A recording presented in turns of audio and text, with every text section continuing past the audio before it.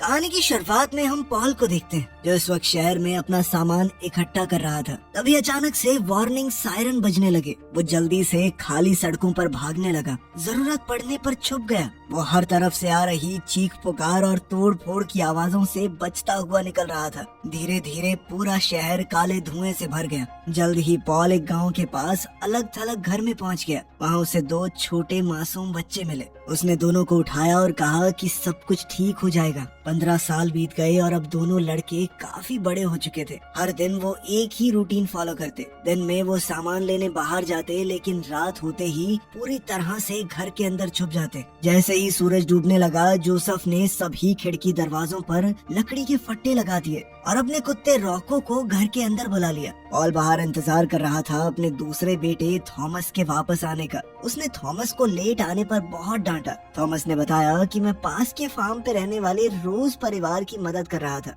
फिर तीनों ने खाना खाने से पहले सभी दरवाजे और खिड़कियां पूरी तरह बंद कर दी। पॉल ने थॉमस को फिर से डांटा कि अगर दोबारा से इतना लेट आया ना तो अगली बार से तेरा बाहर निकलना ही बंद कर दूंगा, घर में सड़ेगा सारा दिन। अपने भाई पर इतनी डांट पड़ती देखकर जोसेफ हंस पड़ा, लेकिन फिर बात बात में उनकी ये बहस लड़ाई में बदल गई। पॉल ने तुरंत दोनों को अलग किया और समझाया कि हम इंसान हैं, जानवर नहीं। खाना खाने के बाद पॉल अपने बेटों को चेस खेलते हुए देख रहा था। तभी अचानक से उनका कुत्ता रॉक को जमीन खरोंचने लगा। साथ ही उसकी रोने की आवाजें भी आ रही थी। इससे पॉल तुरंत समझ गया कि ये खतरे का इशारा है। पॉल और थॉमस नीचे गए और अचानक दरवाजे पर जोर जोर से नॉक हुआ। लग रहा था कि मॉन्स्टर्स अंदर घुसने की कोशिश कर रहे हैं। दोनों ने दरवाजा पकड़ कर रखा ताकि वो टूट ना जाए। कुछ देर तक मॉन्स्टर्स ने दरवाजा खोलने की कोशिश की, लेकिन फिर वो वहाँ से चले गए। अब थॉमस जोसेफ को डांटने लगा कि तुमने हमारी मदद क्यों नहीं की, लेकिन जोसेफ ने बताया दरअसल मैं उनकी मूवमेंट समझने की कोशिश कर रहा था। टोटल 3 हमले हुए हैं। पहला 10 सेकंड का था, दूसरा 20 सेकंड का और तीसरा सिर्फ और सिर्फ 1 सेकंड का। मेरे हिसाब से पहला सिर्फ टेस्ट था।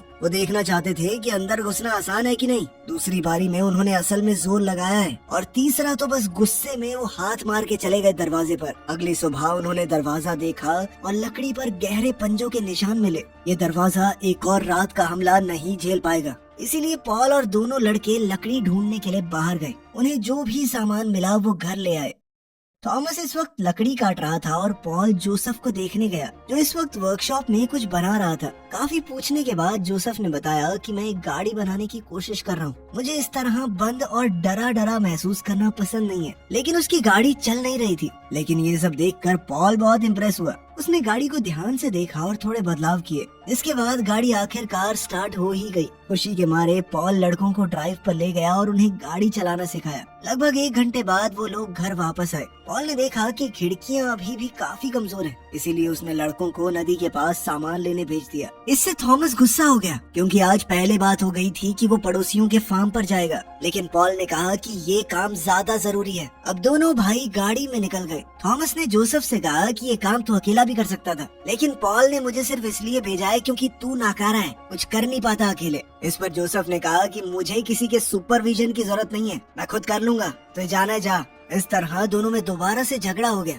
जब कार उनके पड़ोसियों के फार्म के पास से गुजरी, थॉमस उतर गया और जोसेफ से कहा कि वापस आते वक्त मुझे पिक कर लियो। घर पर पॉल ने दरवाजे को और मजबूत कर दिया और फिर वो अकेला ही झरने के पास स्मोक करने गया। तब उसने पत्थरों में एक अंधेरा और डरावना छेद सा देखा। उसी वक्त जोसेफ नदी के पास गया। उसने खुद को गाड़ी से बांध लिया और फिर एक पुरानी बोट में नीचे गया सामान ढूंढने के लिए। एक कैबिनेट के अंदर उसे एक लड़की की फोटो दिखी जिसने ज्यादा कपड़े नहीं पहने हुए थे। ये देखकर वो थोड़ी देर के लिए पूरी तरह हिल गया। बेचारे ने आज तक ढंग से लड़की नहीं देखी थी, इस हालत में देखना तो बहुत अलग बात है। फिर जब वो और चीजें ढूंढ रहा था तो एक कचरे के ढेर से छोटे छोटे कीड़े बाहर आ गए। वो उसके आसपास उड़ते हुए उसकी स्किन पर बैठने की कोशिश करने लगे। ये सब देखकर जोसेफ तुरंत वहाँ से भाग निकला। अपने पड़ोसियों के फार्म पर थॉमस परिवार की मदद कर रहा था, लेकिन जल्दी ही पता चला कि वहाँ जाने की असली वजह तो शार्लेट है, जो वहाँ के मालिक की बेटी है। वो दोनों एक दूसरे को पसंद करते थे। जल्द ही वो फार्म के आसपास घूमने लगे। शार्लेट ने थॉमस को एक रस्सी दिखाई जो पेड़ से बंधी हुई है। उसने बताया कि बचपन में मुझे सिर्फ तब बाहर खेलने दिया जाता था जब मैं इस पेड़ से बंधी हुई होती थी। इस तरह वो एक सीमित दायरे में दौड़ सकती थी। फिर दोनों आपस में बात करने लगे कि आखिर पिछली दुनिया खत्म कैसे हुई होगी, इंसानों का राज कैसे खत्म हुआ होगा। जब थॉमस के जाने का वक्त हुआ तो शार्लेट बहुत जोर से उससे लिपट गई, लेकिन सूरज सूरज डूब रहा है तो जाना तो होगा। जब पॉल घर लौटा तो रॉको को अकेला देखकर घबरा गया, क्योंकि दोनों ही लड़के वहाँ नहीं थे। जल्द ही जोसेफ कार के पास वापस आया। पहली बारी में गाड़ी स्टार्ट नहीं हुई, लेकिन कई बार ट्राई करने के बाद चल गई। उधर थॉमस पूरी ताकत से अपने घर जाने के लिए भाग रहा था, लेकिन जल्द ही फिसल गया और जमीन की दरार में गिर गया। जब जोसेफ दोनों भाइयों के तय किए हुए पॉइंट पर पहुंचा तो उसे अपना भाई दिखा ही नहीं, जिस वजह से वो सीधा घर चला गया। घर पहुंचकर जब उसने अपने पिता को बताया कि क्या हुआ, तो पॉल ने जोसेफ से कहा कि तुम अंदर जाकर सब कुछ बंद कर लो। और अब पॉल और रोको दोनों मिलकर थॉमस को ढूंढने लगे। जल्द ही गड्ढे के अंदर थॉमस होश में आया। उसका शरीर बहुत ज्यादा घायल था। उसने लाइटर जलाया और आसपास देखना शुरू कर दिया। तभी उसने देखा कि दीवार के एक छेद से एक क्रीचर अपना हाथ निकाल रहा है। वो जोर से चीखा और उसकी आवाज पॉल और रॉको ने भी सुन ली। धीरे धीरे थॉमस ने छोटा सा चाकू निकाला और उस क्रीचर के हाथ पर वार किया, जिसके बाद क्रीचर अपना हाथ वापस खींचकर वहाँ से चला गया। लेकिन जैसे ही थॉमस पीछे हटा, ऊपर से एक दूसरा क्रीचर आया और उसका चेहरा पकड़ लिया। इससे थॉमस को सांस लेने में दिक्कत होने लगी। बेहोश होने से पहले ही पॉल आ गया। उसने क्रीचर को खींचकर अलग किया और तुरंत मार दिया। ये पता करने के बाद कि थॉमस ठीक है, पॉल और रॉको को एक सुरंग मिली जो सीधा नदी के किनारे तक जा रही थी। अंधेरा होने की वजह से जंगल से भागना खतरनाक है, इसीलिए उन्होंने फैसला किया कि सुबह तक गड्ढे में ही रहेंगे और एंट्रेंस को पूरी तरह बंद कर देंगे। उन्होंने क्रीचर्स की आवाज सुनी जो गड्ढे के अंदर आने की कोशिश कर रहे थे, इसीलिए उन्होंने आग तैयार की। तभी अचानक से जमीन हिलने लगी। वो क्रीचर्स जमीन के नीचे चल रहे थे और उन्होंने बाहर निकलने की जगह पर मिट्टी डालकर रास्ता बंद कर दिया। रॉको लगातार भौंक रहा था और जमीन का हिलना रुक नहीं रहा।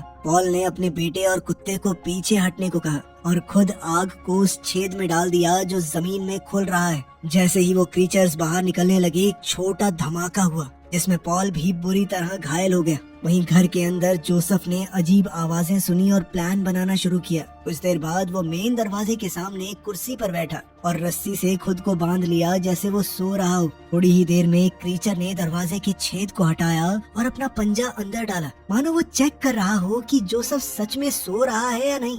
जब जोसेफ हिला नहीं तो वो क्रीचर पूरी तरह अंदर आ गया। तब जोसेफ ने रस्सी खींच दी और ऊपर से लगा हुआ ट्रैप गिर गया, जिसमें वो क्रीचर फंस गया। अपनी इस चाल से खुश होकर जोसेफ ने केज को कपड़े से ढक दिया और सो गया। सुबह हुई, लेकिन जब पॉल और थॉमस वापस नहीं आए तो जोसेफ घबरा गया और गाड़ी लेकर उन्हें ढूंढने निकल पड़ा। उस वक्त थॉमस ने गिरी हुई मिट्टी हटाकर रास्ता खोला और अपने जख्मी पिता को बाहर खींचने लगा। रॉको भी बाहर आया और गाड़ी की आवाज सुनकर जोसेफ तक पहुंच गया और उसे जल्दी से अपने भाई और पिता तक ले गया। जल्द ही दोनों भाई मिले और पॉल को गाड़ी में बैठाकर घर ले गए। बड़े ध्यान से उन्होंने पॉल को बेड पर लेटा दिया। बात करते वक्त थॉमस ने ट्रैप देखा और कपड़ा हटा दिया। कपड़ा हटते ही वो क्रीचर पागल सा हो गया। जोसेफ ने तुरंत कपड़ा वापस डाल दिया और कहा कि रोशनी से इस क्रीचर को दर्द होता है। वो पॉल के जख्मों का इलाज करने लगे। जोसेफ ने बताया कि पिछली रात ये क्रीचर सिर्फ 8 सेकंड में अंदर आ गया था, जो कि अब तक का सबसे तेज टाइम है। उसे लग रहा था कि एक दूसरा क्रीचर भी आया और चला गया। उनका बर्ताव बहुत तेज बदल रहा था और अब जोसेफ को लगने लगा कि कुछ तो गड़बड़ है। इस पर थॉमस ने कहा कि ये क्रीचर्स समझदार हैं। कल हमने गड्ढे में कई क्रीचर्स मारे थे, शायद वो बदला लेने आए हों। लेकिन जोसेफ कहने लगा कि हमने मत बोल, पापा ने मारे होंगे। तूने तो सिर्फ उनकी जान जोखिम में डाली है। जैसा कहा गया था वैसा किया नहीं गया ना तुझसे। इस पर थॉमस चिढ़ गया। उसने कहा कि मैं दिखाता हूँ तुझे कि मैं भी मार सकता हूँ इन क्रीचर्स को। और अब वो कैद किए हुए क्रीचर को मारने के लिए तैयार हो गया। जोसेफ ने उसे रोका क्योंकि वो क्रीचर को स्टडी करना चाहता है। दोनों के बीच में झड़प हो गई और वो क्रीचर भागकर बेड के नीचे छुप गया। जब वो क्रीचर बाहर आया तो रॉको भौंकने लगा। वो क्रीचर हमला करने ही वाला था कि तभी जोसेफ ने उसे पकड़ लिया और थॉमस ने कुल्हाड़ी से उसका सर काट डाला। लेकिन अभी भी जोसेफ उस जीव के बारे में और जानना चाहता था, इसीलिए उसने बॉडी को वर्कशॉप में ले जाकर काटना शुरू किया। लेकिन इतना काटने के बाद भी उसे समझ नहीं आया कि ये जीव है क्या। तब थॉमस ने कहा कि हमें पॉल को शार्लेट के घर ले जाना चाहिए। उनके पास जगह ज्यादा है और दवाइयाँ भी। जोसेफ को लग रहा था कि रोज फैमिली शायद उनकी मदद नहीं करेगी, लेकिन थॉमस उसे जबरदस्ती ले गया। वो पॉल को कार में डालकर फार्म पर ले गए। वहाँ शार्लेट के माँ बाप ने पॉल को देखकर कहा कि हमारे पास दवाइयाँ नहीं है और इनका ध्यान शायद तुम्हें अपने ही घर पर रखना चाहिए। शार्लेट ने कहा भी कि हमें इनकी मदद करनी चाहिए, आप क्या कर रहे हैं? लेकिन किसी ने उसकी बात नहीं सुनी। उसके माँ बाप ने सिर्फ इतना कहा कि अगर थॉमस चाहे तो यहाँ रुक सकता है, इस तरह उनके घर पर पॉल और जोसेफ के लिए ज्यादा चीजें बच जाएंगी। ये सुनकर जोसेफ गुस्से में चला गया। जब थॉमस पीछे पीछे उसे समझाने गया तो दोनों भाई लड़ पड़े। जोसेफ ने थॉमस से कहा कि तेरी हरकतों की वजह से आज पापा का ये हाल है, मरने वाले हैं वो। अगर चुपचाप मेरे साथ चल पड़ता कोई दिक्कत हो जाती। ये सुनकर थॉमस बहुत गुस्से में आ गया। उसने जोसेफ को जमीन पर गिरा लिया और उसकी गर्दन दबाने लगा। लेकिन जैसे ही उसे एहसास हुआ कि वो अपने भाई का दम घोट रहा है तो वो रुक गया। इसके बाद जोसेफ चुपचाप गाड़ी में बैठा और अपने बेहोश पिता के साथ चला गया और वहीं थॉमस फार्म पर ही रुक गया। बाद में शार्लेट ने थॉमस को बढ़िया खाना खिलाया और उसे अपनी कुछ चीजें दिखाई जो थॉमस ने पहले कभी नहीं देखी थी। दोनों ने साथ में अच्छा वक्त बिताया और फिर पास आकर एक दूसरे को चूम लिया। तभी शार्लेट के पिता वहां आ गए और उसे दूसरे कमरे में भेज दिया।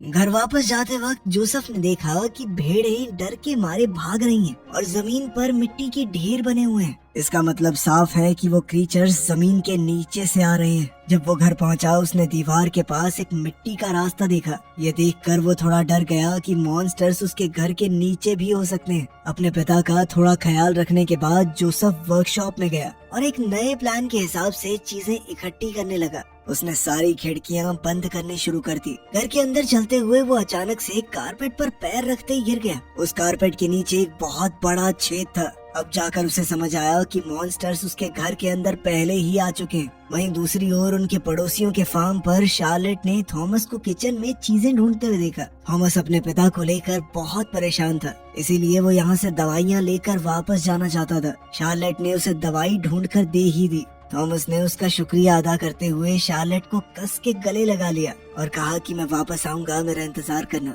लेकिन वो नहीं जानते थे कि कोई उनकी बातें सुन रहा है। थॉमस बाहर भागा, लेकिन घर पर काम करने वाले एक आदमी ने उस पर बंदूक तान दी और कहने लगा कि तुम चोरी कर रहे हो। बंदूक देखकर थॉमस बहुत घबरा गया। उसने बताने की कोशिश की कि शार्लेट ने उसे दवाइयाँ दी थी, लेकिन वर्कर ने उसकी बात नहीं सुनी। घर में काम करने वाले सभी लोग वहाँ पर आ गए और थॉमस को गैराज में ले गए। उन्होंने उसे बांध दिया और तेज म्यूजिक चलाया ताकि कोई उसकी आवाज न सुन सके। उन्होंने थॉमस के पैर पकड़ लिए और अब तो एक आदमी उस पर गोली चलाने ही वाला था। तभी अचानक जमीन के नीचे एक होल बना और वो आदमी नीचे गिर गया। बाकी वर्कर्स देखने के लिए भागे कि आखिर ये हुआ क्या, और तब तक एक क्रीचर होल से बाहर आ गया। फार्म पर शार्लेट के माँ बाप अजीब आवाजें सुनकर जाग गए। उसके पिता एक मोमबत्ती लेकर देखने गए। तभी अचानक एक क्रीचर कमरे में आया और उस पर हमला बोल दिया। उसकी कैंडल नीचे गिर गई जिससे घर में आग लग गई। वो मॉन्स्टर कभी शार्लेट की माँ कभी उसके बाप पर कूद कूद कर वार कर रहा था। शार्लेट के पिता ने हिम्मत करके क्रीचर को पीछे खींचा और माँ जल्दी से अपनी बेटी को ढूंढने भागी, लेकिन मॉन्स्टर ने उसे भी पकड़ लिया और फिर शार्लेट की माँ के ऊपर उल्टी कर दी, जिसके बाद तो उसने बुरी तरह हमले करने शुरू कर दिए। शार्लेट ने अपने कमरे से कुछ आवाजें सुनी, लेकिन तब तक उसके माँ बाप को मार दिया गया था। जब सब कुछ शांत हो गया तो शार्लेट बाहर आई। जमीन पर खून के निशान देखकर वो बहुत ज्यादा डर गई। उन निशानों का पीछा करते हुए वो बाथरूम तक पहुंची, जहां वो क्रीचर उसके माँ के शरीर को अपनी पीठ पर उठाए हुए था। गैराज में बहुत से लोग क्रीचर से लड़ने की कोशिश कर रहे थे, लेकिन वो जीत नहीं पा रहे। एक एक करके वो सभी मारे गए। जो भागने में कामयाब हो गए उनका भी पीछा किया गया। अब तो वहाँ पर बहुत सारे क्रीचर्स आ चुके थे। थॉमस को वहीं पर बांधा गया था तो वो छटपटाने लगा। उसने पूरा जोर लगाकर लकड़ी का वो हिस्सा ही तोड़ दिया जिससे वो बंधा था और आखिरकार अपने हाथ खोल लिए। तभी एक क्रीचर आया, लेकिन इससे पहले वो हमला करता शार्लेट ने उसे गिरा दिया। अब दोनों भागकर वहाँ से बाहर निकले। थॉमस ने देखा कि घर जल रहा है। शार्लेट ने दुखी होकर बताया कि उसके माँ बाप मर गए। फिर दोनों ने मिलकर फैसला किया कि वो थॉमस के घर पर जाएंगे। उधर जोसेफ ने गड्ढे में बहुत सारा फर्नीचर डाल दिया ताकि थोड़ा समय मिल जाए। उसने अपने बेहोश पिता को देखा और कहा कि मैं आपको कुछ नहीं होने दूंगा। फिर वो लड़ाई के लिए पूरी तरह तैयार हो गया। तभी अचानक से मेन दरवाजा खुला, लेकिन वहाँ पर थॉमस और शार्लेट थे। जोसेफ ने कहा कि भाई तेरी मदद चाहिए, बहुत जरूरी काम है। इस दौरान पॉल भी जाग गया। उसने दवाई ली और अपने बेटों से कहा कि लड़ना बंद मत करना। जोसेफ ने सबको अपना प्लान बताया। उसने सबके गैराज से फ्यूल कैंस इकट्ठा किए। रॉ को भौंकता रहा ताकि खतरे का पता चल जाए। वो एक पुराने फ्रीजर को भी धक्का देकर घर के अंदर ले आए। थॉमस और शार्लेट ने बाकी खिड़कियां बंद कर दी। जोसेफ ने फर्नीचर का एक बड़ा ढेर बनाया और उस पर सारा फ्यूल डाल दिया। उसके ऊपर बम रखे और अपने पिता की जलती हुई सिगरेट भी रख दी। अचानक से उस होल को कवर करने वाला पूरा ढेर हिलने लगा। साथ ही एक क्रीचर चिमनी के रास्ते से उस कमरे में आ गया जहाँ पर पॉल था। एक और मॉन्स्टर होल से निकला। जब वो दरवाजे से गुजरा, थॉमस ने उसे पीछे से चाकू मारा। क्रीचर ने पलटकर हमला किया, लेकिन थॉमस ने फिर से चाकू उठाया और उसके सर पर मारा। इस बार वो क्रीचर सच में मर गया। तीसरा क्रीचर शार्लेट के पास गया, लेकिन उसने बंदूक से हमला करके उसे गिरा दिया। वो मिलकर फ्रीजर को धक्का देने लगे। तभी अचानक पीछे का दरवाजा खुला और पॉल वहाँ पर पहले से खड़ा था, पूरी तरह खून से भरा हुआ। उसने चिमनी से आ रहे मॉन्स्टर को मार दिया था। पॉल ने शार्लेट की पिस्टल ली और जमीन पर कई बार फायर किए। उसने नीचे मौजूद क्रीचर्स को गोली मारने की कोशिश की, लेकिन मॉन्स्टर्स बहुत ज्यादा थे और अब वो निकल कर हॉलवे में आने लगे। पॉल ने सबसे पहले आए क्रीचर पर अपने बैट से जोरदार हमला किया, लेकिन तभी उसकी आवाज से पूरा झुंड ही उसकी तरफ टूट पड़ा। पर उन सबका वजन बहुत ज्यादा था। पॉल ने जैसे ही सबसे आगे मौजूद क्रीचर को लात मारी, इतने में फ्लोर टूट गया और सारे क्रीचर्स नीचे गिर गए। कुछ अभी भी खड़े थे, लेकिन लड़कों ने उन्हें मार दिया ताकि पॉल को कुछ न हो। पॉल ये देखकर हैरान हो गया कि तीनों कितनी अच्छी तरह काम कर रहे हैं। अब तीनों बच्चे और रॉको फ्रीजर की तरफ भागे, लेकिन पॉल उनके साथ नहीं गया। उसने दरवाजा बंद किया और वहीं रुक गया ताकि बाकी लोग भाग सके। वो तीनों फ्रीजर के अंदर छुप गए। पॉल को वो वक्त याद आया जब उसने बच्चों को गोद में उठाया था। तभी अचानक से क्रीचर्स का एक नया झुंड वहाँ आ गया। पॉल ने उनका ध्यान अपनी तरफ खींचा। तभी फर्नीचर से भरा हुआ वो छेद अचानक से फट गया। पूरा घर नीचे गिर गया और जलने लगा। फ्रीजर घूमते हुए दरवाजे तक गया।